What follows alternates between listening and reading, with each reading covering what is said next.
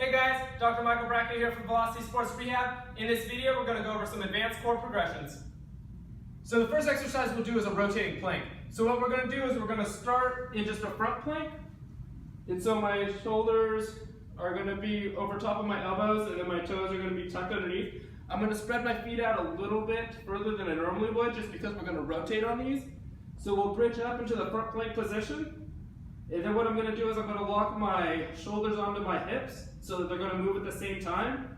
And what I'm going to do is I'm just going to rotate over to the side. So now I'm into a side plank. And then I'll rotate back. Same thing. Shoulders are going to be locked onto hips so they're moving at the same time. And then down. And then we'll go to the other side.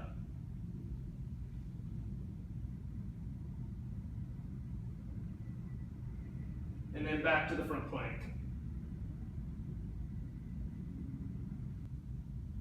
The next exercise will be a variation of the side plank.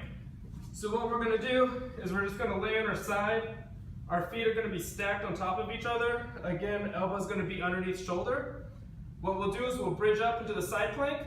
From here, what I'm going to do is I'm going to bring my top leg up towards me and then back down. And then we'll go one more time and then back down. The next exercise we'll do is a progression from the bird dog exercise. So what we're going to do is we're going to be in a quadruped position. Hands are going to be underneath shoulders, knees underneath hips. What I'm going to do is I'm going to lift my knees off of the ground.